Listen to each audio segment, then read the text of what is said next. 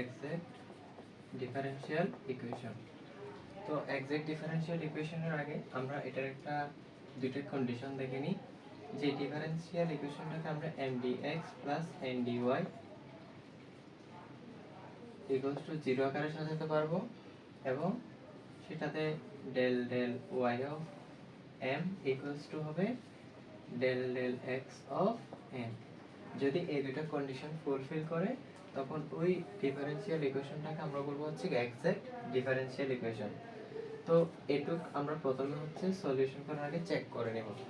তারপর এই exact differential ইকুয়েশনটা তখন সলিউশন হবে হচ্ছে m এর x এর সাপেক্ষে অন্তরীকরণ প্লাস যোগজীকরণ প্লাস n এর মধ্যে x ফ্রি টার্ম যেগুলো আছে, তাহলে n অফ y মানে x ফ্রি যে টার্মগুলো আছে n এর মধ্যে x ফ্রি যে টার্মগুলো থাকবে সেগুলোকে আমরা কি করব, ইন্টিগ্রেশন করব dy এর সাপেক্ষে।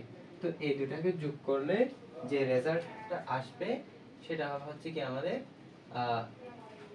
ইকুয়ালস টু লিখবো হচ্ছে কত, আমরা একটা আরবিট্রারি কনস্ট্যান্ট c লিখবো, তখন এটা হয়ে যাবে ওর একটা general solution x minus 2ay dy plus y x sin x dx equals to 0। তাহলে এই জিনিসটাকে আমরা এখন এই ম্যাথটা আমরা সলভ করব। তো প্রথমে লিখবো হচ্ছে given এই ইকুয়েশন দেওয়া আছে, ওকে সোজা সোজা লিখলাম। এরপর আমরা এটাকে mdx তারপরে হচ্ছে nd y equals to 0 তে কম্পেয়ার করি।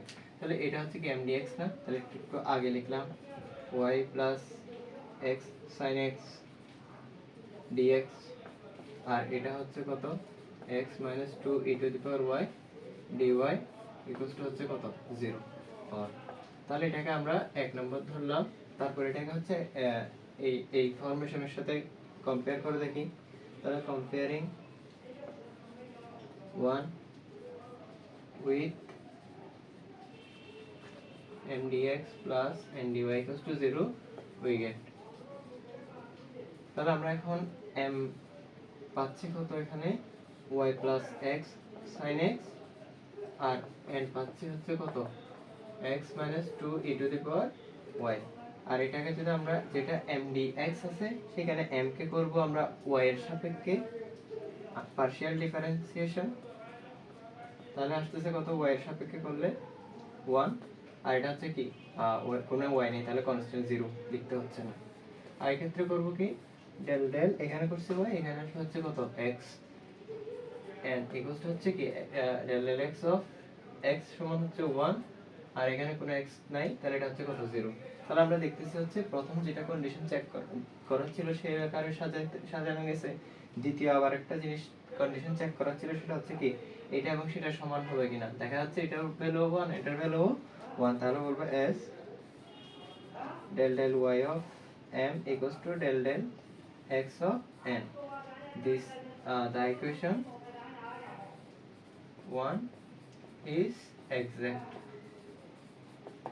এবার আমরা কি পেলাম, এটাকে যে একটা এক্সাক্ট ইকুয়েশন তার প্রমাণ পেলাম।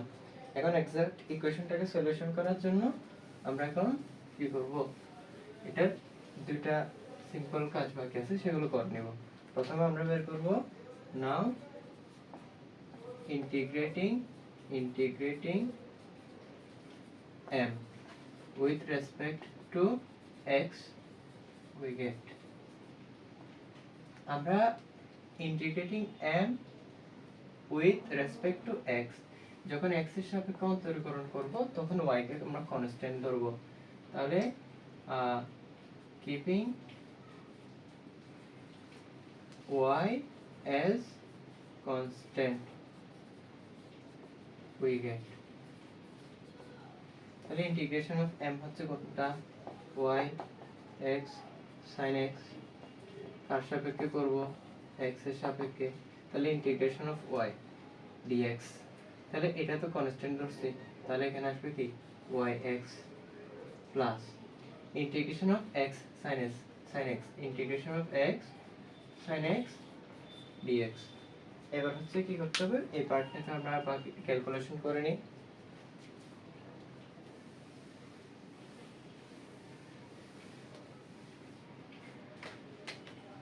এটা চলে আসছে ইন্টিগ্রেশন অফ ইউভি সূত্র। ইন্টিগ্রেশনের ইউভি সূত্র হচ্ছে আমরা কি জানি, লি এ টি, এরকম একটা সিকোয়েন্স মেনে চলে। তাহলে এটা হচ্ছে কি x হচ্ছে একটা অ্যালজেব্রিক ফাংশন, আর sin x হচ্ছে কি একটা ট্রাইগোনোমেট্রিক ফাংশন। তাহলে এই সিরিয়ালে যে আগে থাকে সে হচ্ছে u, পরে যে থাকে হচ্ছে সে হচ্ছে কি v। তাহলে আমি x কে হচ্ছে রাখবো, sin x কে কি করে দেব, ইন্টিগ্রেশন করে দেব।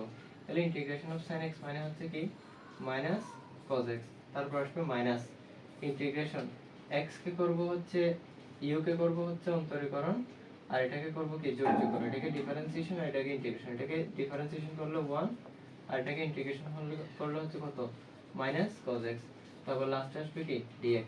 তো এটা এত মানে কম লাইনে লিখলাম, আশা করি সবাই বুঝে যাবে।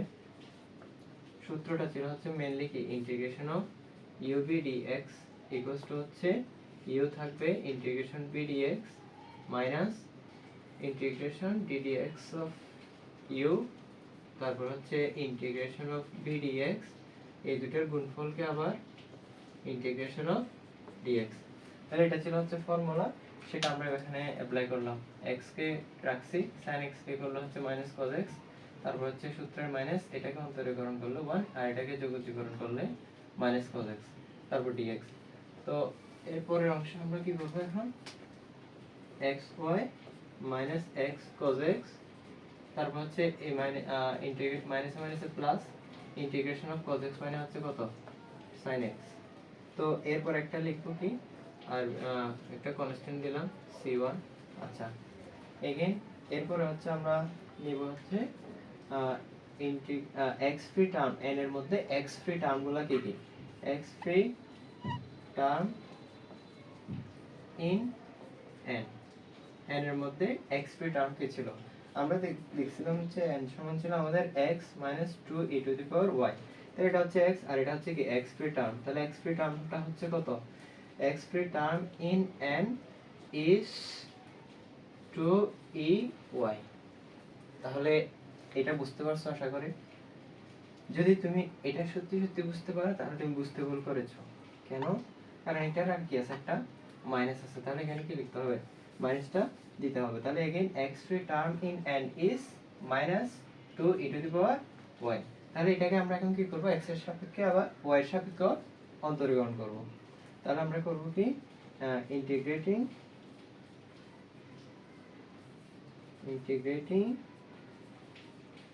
minus 2ey with respect to x,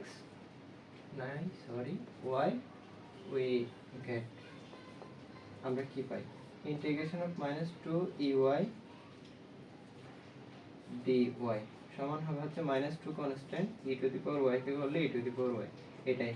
তাহলে সুতরাং hence the general solution, hence is e and c e, hence the general solution is হবে কি, এখানে এটা আর এটাকে যোগ করব। তাহলে এখানে কত ছিল, xy minus x cos x plus sin x, আর এখানে হচ্ছে কত, minus 2e to the power y equals to, আমরা থেকে বড় থেকে একটা কি লিখে দেব c। এটা হচ্ছে কি হয়েছে, এটা হচ্ছে কি আমার ফাইনাল আনসার।